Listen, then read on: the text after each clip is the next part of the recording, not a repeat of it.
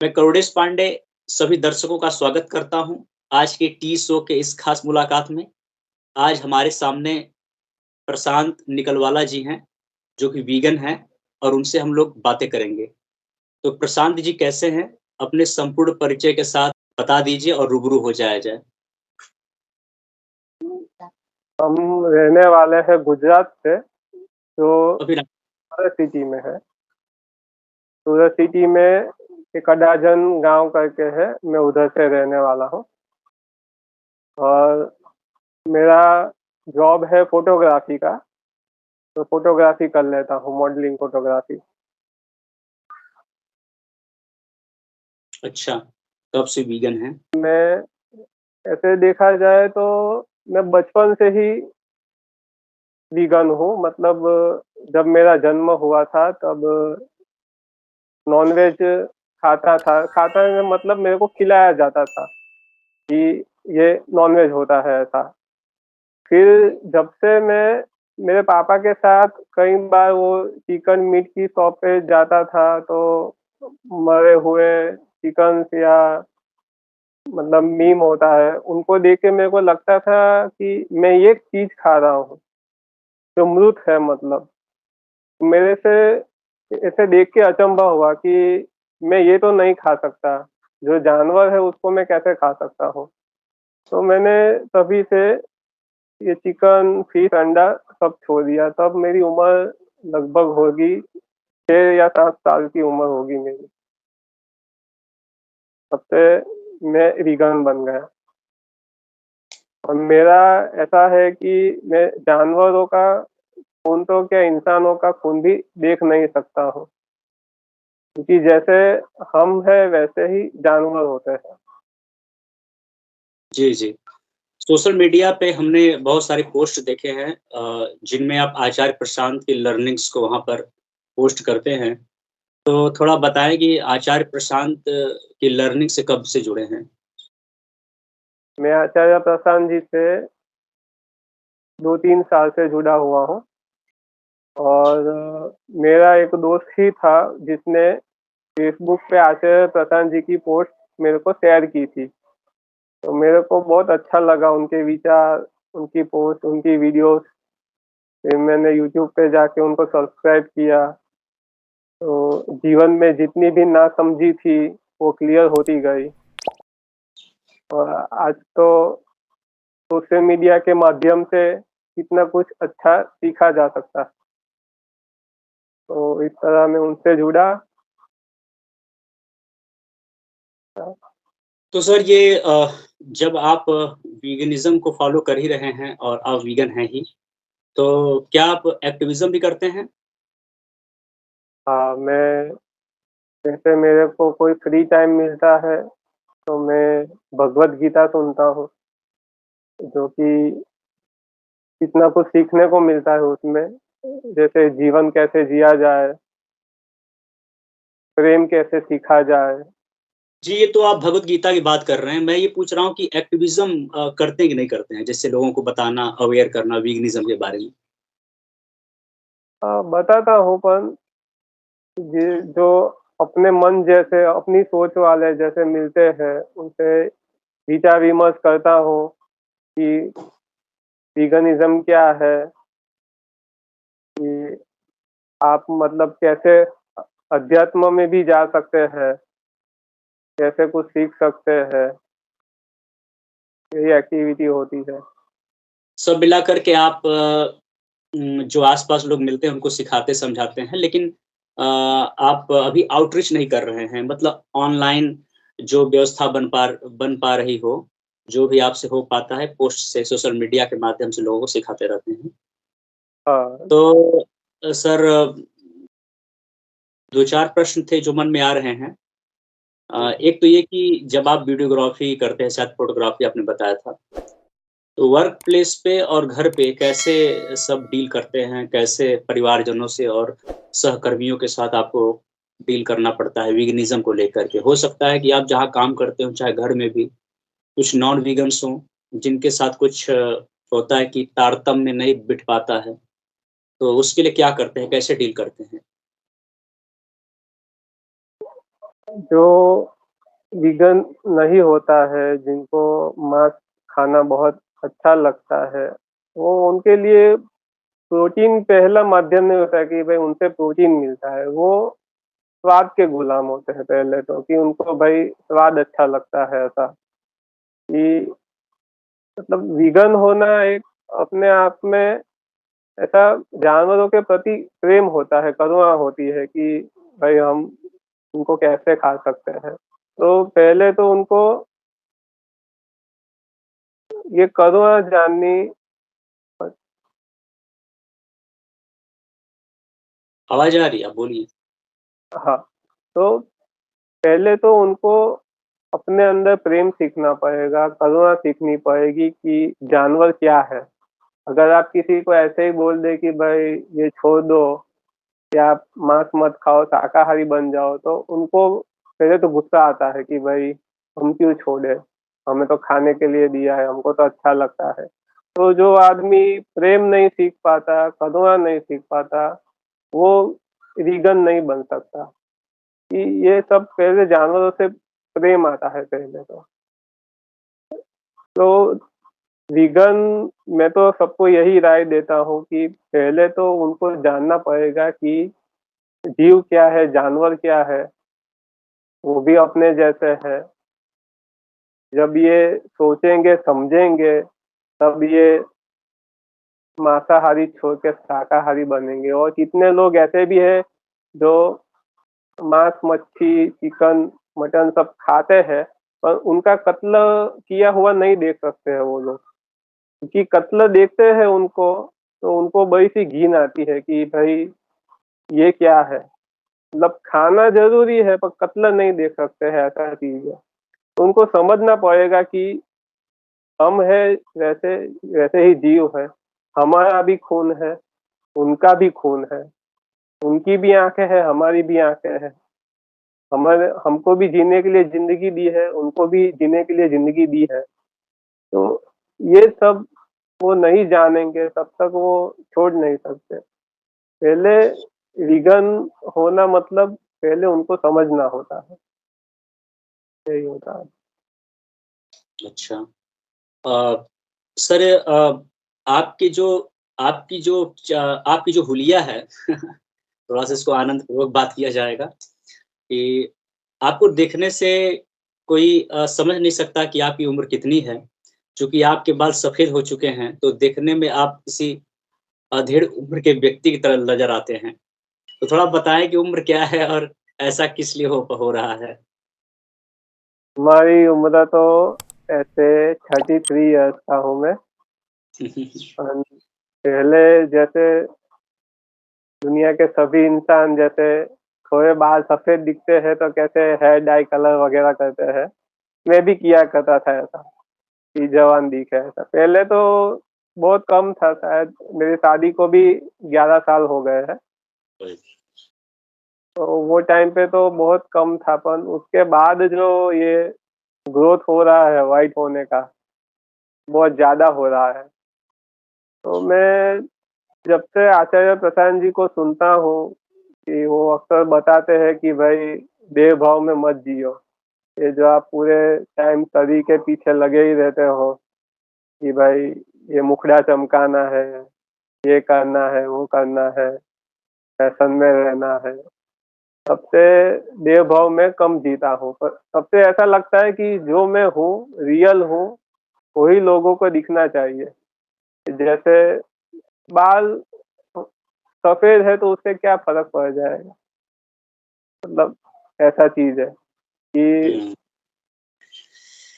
Personality आदमी with in. बूढ़ा, आदमी बूढ़ा कब होता है, जब उसका सोच बूढ़ी हो जाती है।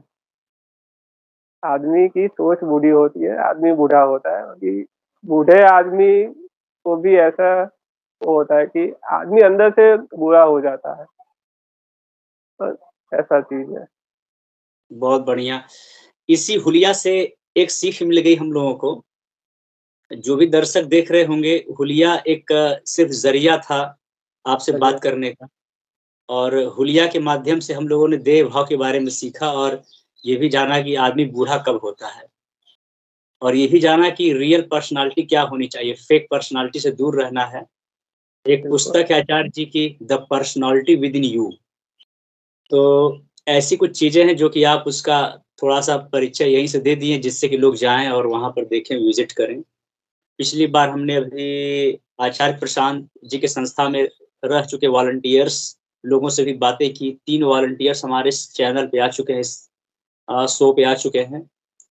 हम चाहते हैं कि जो चीज़ मेरे मस्तिष्क में नहीं आ रहा है, जो आपके माध्यम से यहाँ लोगों तक जाएगा, कुछ अलग बताइए जीवन के बारे में, स्पिरिचुअलिटी के बारे में, जो आप अपने तरीके से कुछ समझे हैं, जो विचार आपको आया है आचार्य जी को सुनने के बाद?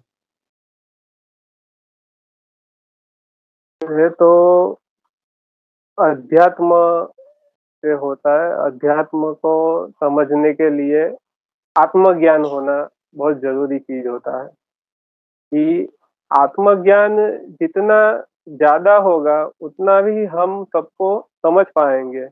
जानवरों को समझ पाएँगे या जो हमारे आस-पास सब प्रकृति है, जैसे पेड़ है, पौधे हैं, नदियाँ है, ज़मीन है, आकाश है, सबको समझ पाएँगे। ज़्यादातर इंसान ऐसा होता है कि जन्म होता है, उसके बाद पूरा जीवन जिया करके बूढ़ा हो जाता है, पर कभी समझ नहीं पाता है कि हमारा जन्म हुआ किस लिए है, कि हमारे जीवन का उद्देश्य क्या है। वो वही क्रियाएँ करता है जो बाकी आम इंसान करते होते हैं, जैसे बचपन में खेलना, फिर स्कूल जाना, फिर जवानी में शादी कर लेना, नौकरी करना और एक दिन हुँ, इंसान मर जाता है। वही बिल्कुल, उससे ज़्यादा का कोई वो जीवन जी नहीं पाता है कि उसका जीवन क्या होता है। जीवन होता है खुद को समझना और लोगों को समझना, जीवों को समझना। यही आचार्य जी ने सिखाया है कि जीव और जीवन को जानने का मतलब ही होता है अध्यात्म। हमारी सारी पीड़ा, सारी मुसीबत, सारी नासमझी की वजह होती है हमारा अज्ञान। जो हमारे चीज़ों के प्रति अज्ञानता है, वही हमारे दुःख का कारण होता है। अगर कुछ मान्यताएँ जो गलत मान्यता है, गलत दुःख है, उससे बचा जा सके तो पहले आत्मज्ञान होना बहुत ज़रूरी है। आत्मज्ञान के बिना आदमी जैसे एक रोबोट की तरह होता है, कि रोबोट को जितना ऑपरेट किया जाए, उसको जितना बताया जाए, रोबोट वही करेगा। या मशीन को जैसा ऑपरेट करती है, मशीन में जैसे फंक्शन डालते हैं, मशीन ऐसा ही करती है।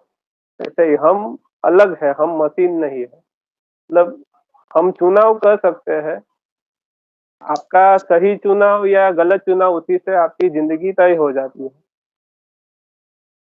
तो बिल खुद को जानना ही जीवन का सबसे बड़ा लक्ष्य है। और जीवन का सबसे बड़ा लक्ष्य मैं तो यही मानता हूँ कि खुद भी समझे और आपने जो कुछ समझा है जीवन के प्रति, वो दूसरों को भी समझाए और इसमें आपका जीवन का अंत हो जाए, यही आपके जीवन का सद्भाग्य है। कि आपकी वजह से किसी का समझाने से हित हो सके, वही आपके जीवन का लक्ष्य है। न जाने कितने क्रांतिवीर हमको सिखा गए या कितने संत महात्मा हमको सिखा गए। उनको उनके प्रति कुछ नहीं था, उनको था कि लोग जागरूक हो जाएँ और उन्हीं में उनकी पूरी ज़िंदगी खत्म हो गई। तो मनुष्य का तो वही है कि जितना हम सीखें, उतने में ही हम ग्रहण न करें, दूसरों को भी समझाएँ। यही मनुष्य का असली उद्देश्य होना चाहिए। बिल्कुल, बिल्कुल। प्रशांत जी जिस लहज़े में और जिस आसान शब्दों में आप बात कर रहे हैं, उससे एक राजेश खन्ना की फ़िल्म है आनंद करके या तो फिर कुछ करके है, जिनमें बोलते हैं कि बाबू मोशाय ज़िंदगी लंबी नहीं बड़ी होनी चाहिए। अभी होनी चाहिए। तो वही स्थिति है कि आप जो ये पॉडकास्ट हम लोग आपस में कर रहे हैं, उसमें कम समय में आपने इतनी बड़ी-बड़ी चीज़ें बोल दी। पॉडकास्ट लंबा नहीं हुआ लेकिन एक बहुत बड़ा संदेश ज़रूर देकर जाएगा। तो अंत में एक संदेश के साथ इस पॉडकास्ट का हम लोग समापन करेंगे। मैं चाहूँगा कि जनता से वीगनिज़्म से रिलेटेड कुछ संदेश देकर जाएँ और साथ-साथ स्पिरिचुअलिटी से संबंधित। वीगनिज्म इतना अच्छा मार्ग है खुद को तंदुरुस्त रखने का और मन को भी तंदुरुस्त रखने का, इतना कि आपको प्रोटीन वीगन में मिल जाता है वीगन रहने से, उतना आपको मांसाहार भी नहीं दे सकता है। तो health wise, mind wise vegan बहुत अच्छा चीज़ है वीगनिज्म। क्योंकि ज़्यादातर लोग क्या है, किसी की उम्र होती है, पहले तो स्टार्टिंग में वो मांसाहारी बहुत होते हैं, बहुत ज़्यादा चिकन, मीट, मटन वगैरह खाते हैं। जब उनकी उम्र होती है तब डॉक्टर्स बोलते हैं ये अभी आपको छोड़ना पड़ेगा जो आप ये चीज़ खा रहे हो। तो वीगन होना आपकी हेल्थ के लिए भी बहुत अच्छा है, आपकी लाइफ़स्टाइल अच्छी हो सकती है, जानवरों के प्रति आपका प्रेम भाव बढ़ सकता है। साथ-साथ में प्रकृति की व्यवस्था भी बनी रहेगी वीगनिज़्म होने से, क्योंकि जितना हमारा जीवन का उद्देश्य है, उतना जानवरों का भी उद्देश्य है जीवन में रहने का, उनको भी हक है। अगर आप जानवरों को हानि पहुँचाएँगे, तो हो ही नहीं सकता आप भी चैन से रह पाओगे, क्योंकि एक ना एक दिन उनकी प्रजातियाँ खत्म होगी, अपने को भी संकट में डाल सकती है। दोनों का होना ज़रूरी है, मनुष्य और जीव, दोनों का संतुलन ही हमारी पृथ्वी, हमारे जो हमको बचाए रखती है। ये एक चेन है, मतलब ऐसा समझा जाए कि उनकी रक्षा करना ही हमारी रक्षा है, हमारी रक्षा ही उनकी रक्षा है। जैसे बिल्कुल, ये चेन को हम तोड़ने की कोशिश करेंगे, तो भारी विनाश हो सकता है। शायद जो लोग समझ रहे हो कि भाई आजकल तो नॉनवेज खाने की तादाद बहुत बढ़ गई है और शायद ऐसा ना हो, कभी ज़्यादा बढ़ जाए इससे अधिक, तो अन्न खत्म हो जाएगा, जो हम अन्न खा रहे हैं, जो हम अभी जानवरों को खिला रहे हैं, कि हम उनका मांस खा सकें। उनको अन्न इसलिए दे रहे हैं कि वो बड़े हो जाए और हम उनका मांस खा सकें। शायद ऐसा ना हो कि कल हमारे पास खाने के लिए अन्न हो या उनकी भी प्रजातियाँ लुप्त हो जाए खाते-खाते। फिर आदमी ऐसा ही करेगा कि आदमी आदमी को खाएगा। ये हद तक आदमी की विकृति हो जाएगी। तो वीगनिज़्म बनना ही पड़ेगा आज नहीं तो कल, ये बात समझ में आ जाएगी सबको। और मेरे एक दूध की बात है, तो कई लोग सोचते हैं कि भाई दूध से प्रोटीन मिलती है, कि भाई हमारी गाय है वो तो हमको दूध देती है। मतलब स्कूल से ही बताया जाता है कि गाय हमको दूध देती है। पर हकीकत क्या है कि गाय दूध देती नहीं है, हम लोग गाय से दूध छीन लेते हैं। यही बहुत बड़ी बात है। और दूध भी, डेयरी प्रोडक्ट्स भी सब वीगनिज़्म में ही आता है। तो दूध होना भी कोई शाकाहारी नहीं हो जाता, क्योंकि उसमें जानवरों का शोषण होता है, बहुत बड़ा शोषण होता है।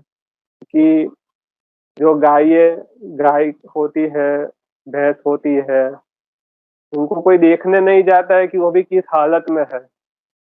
उनको कैसे बाँध के रखा जाता है, एक ही जगह पे होता है, गंदगी में होता है, पूरा जीवन उनका यही चला जाता है, जन्म से लेके मृत्यु तक उनका पूरा जीवन उसी में चला जाता है। तो हो सके उतना भी दूध का बहिष्कार भी करे तो बहुत बेहतर रहेगा, क्योंकि डेयरी प्रोडक्ट्स है, जो दूध की आइटम है, उसके ऊपर मैं देखता हूँ को गाय भैंस का कार्टून सा बड़ा क्यूट सा कार्टून बनाते हैं गाय भैंस का, जो हमारा पनीर का पैकेज होता है दूध की पैकेज से। वो हकीकत नहीं जानते हैं कि दूध कहाँ से आता है, कैसे आता है। तो ये दूध का भी एक बहिष्कार बहुत अहम बात हो जाता है वीगनिज्म में। ये शाकाहार तो सबको पता ही है कि ये वीगनिज्म का हिस्सा है। दूध है, जैसे ये चमड़ा उद्योग है अपना, जैसे मरे हुए जानवरों की खाल उखाड़ देते हैं। मरे हुए तो मैं बोलता हूँ, आजकल तो वीडियो आता है इंस्टाग्राम पे, फेसबुक पे कि जिंदा जानवरों की खालें उतारी जा रही है, जिंदा जानवरों की। तो मतलब पूरा उनका शोषण ही होता है, मतलब वो जन्मता नहीं है, मरता है तो भी उसका पूरा शरीर में ऐसे काम में ले लेते हैं पूरा। तो वीगनिज्म अपनाना ही होगा, जैसे हम खुद को बचा सके, हमारी भी प्रजाति बचा सके, उनकी भी बचा सके।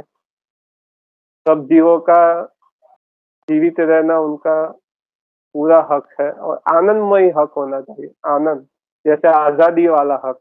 ऐसा नहीं कि भाई किसी को पट्टे से बांध दिया, या फिर ऐसा नहीं होना चाहिए।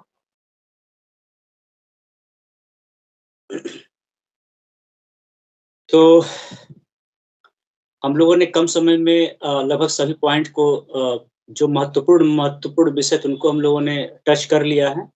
और बाकी जो स्पेशल था वो मिड में था इस पॉडकास्ट के। दर्शकों को जरूर इस पॉडकास्ट को देखना चाहिए। और हमारे जो वीगन के पॉडकास्ट है उनकी मैंने सीरीज, उसका मैंने प्लेलिस्ट बना रखा है, तो आप वहां पर जा करके आसानी से सब देख सकते हैं। प्रशांत निकलवाला जी के साथ ये एक शानदार पॉडकास्ट रहा, तो आप लोग जरूर देखें। धन्यवाद।